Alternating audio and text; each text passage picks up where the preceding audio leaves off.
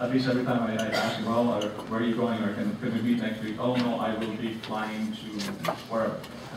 But he's been a good friend and a good source of advice for me in terms of, particularly when it comes to international matters, and I've always been indebted to him for the travel study that he arranged for our students 2 years ago, and like I said earlier, Eric Bronner was a beneficiary of that.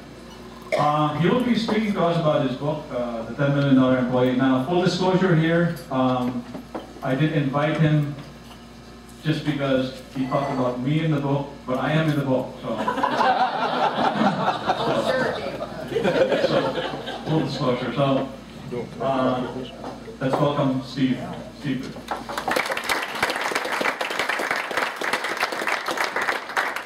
One surefire way to get invited to the Rotary is by putting a Rotarian in the book. Well, has anybody ever run into this guy here? Everybody see this? Ever run into a guy like this? When I made the galley for the book, it was sort of like a pre-publication thing. I showed my mother the cover, and she goes, "Oh, I don't like that cover at all. Everyone's going to think that's you." As a matter of fact, this has happened to you before, and I know it. You call customer service, and the first thing you hear is you get put on hold, but then you hear your call is very important to us. Well, that's why they won't pay anybody to answer it for you. But your call is very important to us, and about 20 minutes later, this is the guy that's going to answer your call. Ever run into this guy? This guy is their most toxic liability. And yet they match him up with their most important customer. And I see this everywhere I go, and I see it every day, and you do too if you think about it. And the book, $10 Million Employee, basically chronicles sort of my adventures in the last couple of years of seeing $10 million toxic employees that are destroying the companies and assets. And then the other side of it is the $10 million golden asset employees, superheroes I'll call them, that are saving these businesses. And so in the next 20 minutes, I'm going to tell you the most compelling stories from the book about each category of employee, and then I'm going to ask you a question at the end that I'll ask you now. You take a look at this guy here. Do you want that guy being your most important customer? Raise your hands if you do. It's not a trick question. Do you want that guy meeting any of your customers? Of course not. Yet it happens every day. Let me tell you, one time when my family and I were traveling, we stayed at a brand new Hilton hotel. It was late, we were tired, the kids were cranky. We walked into the hotel, and this place was absolutely spectacular. I mean, they had to spend $10 million on this hotel if they spent a dime. I mean, it had marble and granite on the floors, mahogany all over the place, crystal chandeliers that were just wonderful, and warm, moist cookies at the front desk. You like those warm, moist cookies? It was a spectacular place. Fitness center is wonderful, and so we walked in, we're thinking, boy, we're in the right place. This is going to be good. We go upstairs, the kids are hungry and they're cranky, so I grabbed the phone and I called room service. And it rang, and it rang, and it rang, and it rang, and it rang. You ever been there? That ever happened to you? So I said, okay, I'm going to fix this problem. I'm going to go downstairs, and I'm just going to go to the restaurant and get something to eat. Well, as luck would have it, when I got in the elevator, guess who was in there with me? The room service lady, with a tray in her hand. I said, what luck?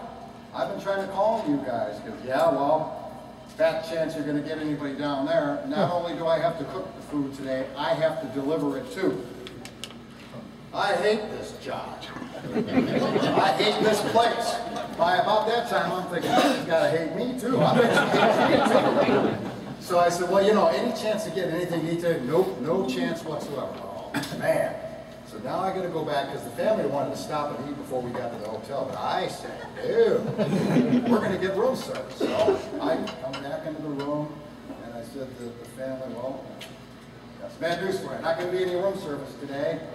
And the cranky went to cranky to the 50th power after that. Okay, so let's go to bed, right? So we go to the hide-to-bed, open up the hide-to-bed where my daughter is going to sleep. She was about 8 at the time, I guess. No pillows, no blankets, no sheets in the hide bed. And I specifically ordered that. That ever happened to you? By about now, I'm thinking I am never going to go back to this Hilton hotel again. I'm really mad. I'm never going back to this one. Not only am I not going to go back to this one, I'm never going to go to any Hilton hotel ever again.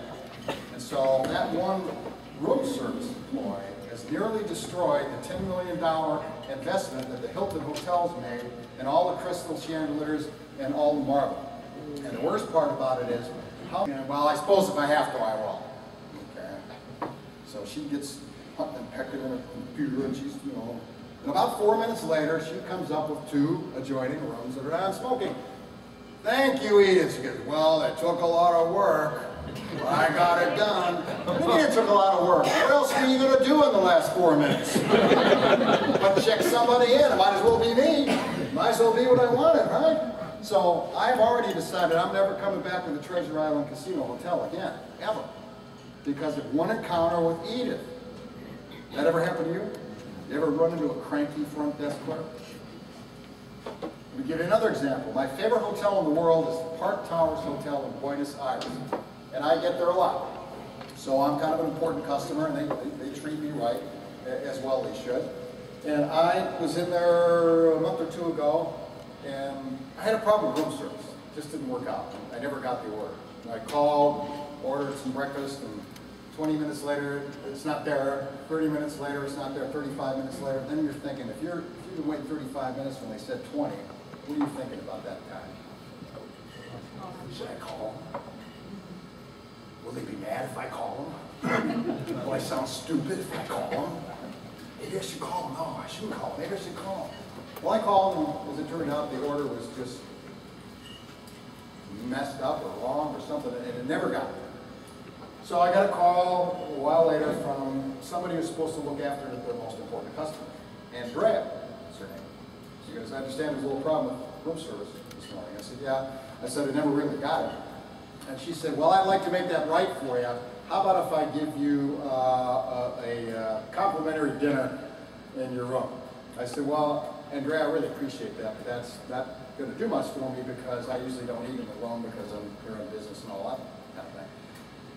And so we sort of hung up, and then she called me back about 5 minutes later. She goes, well, what about if I gave you a complimentary breakfast in the room?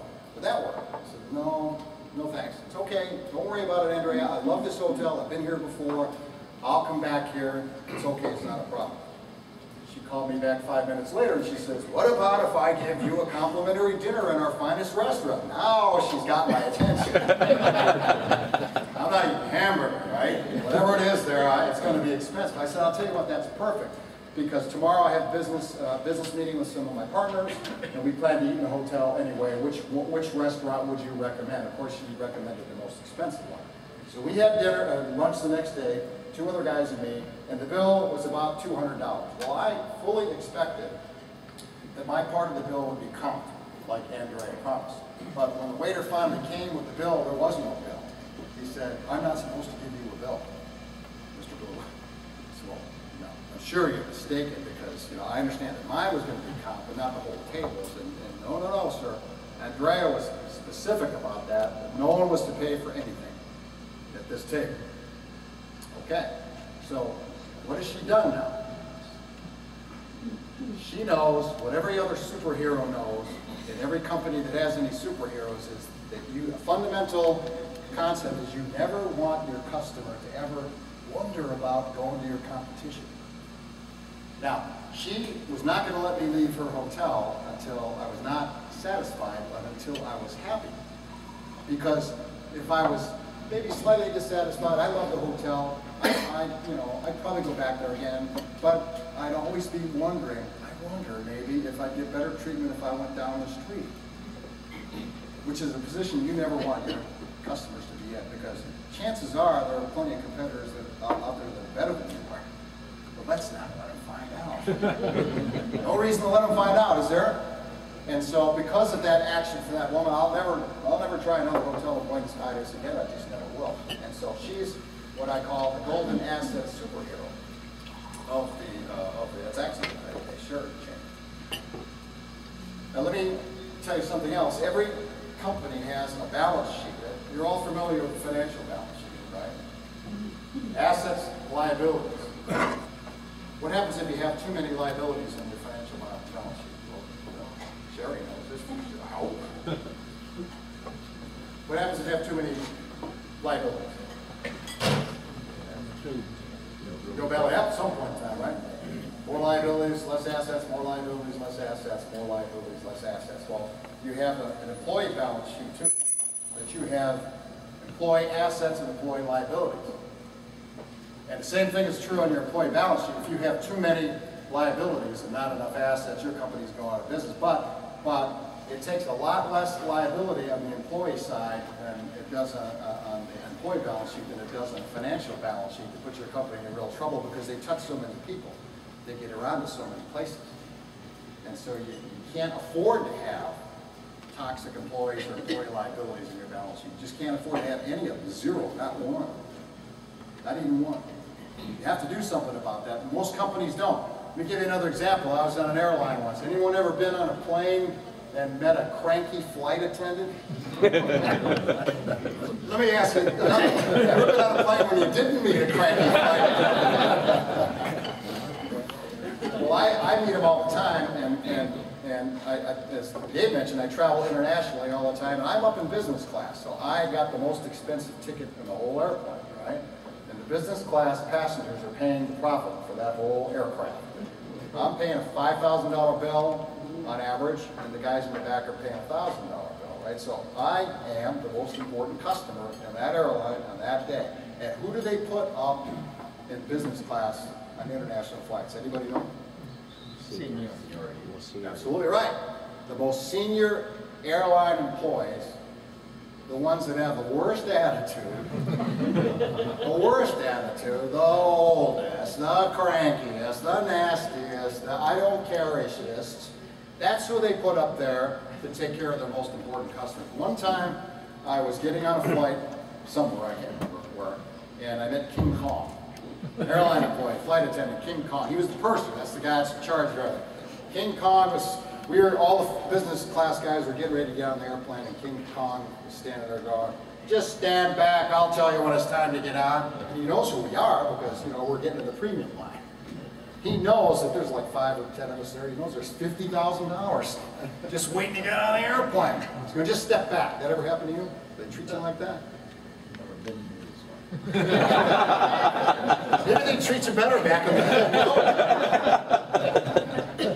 Okay, I asked for that one. So I get on the airplane, so King Kong's gone. As people are boarding the plane, he's gone. Republicans in the front, Democrats in the back. This is true. Honest to God. Republicans in the front, Democrats in the back. And they're going to show, you know,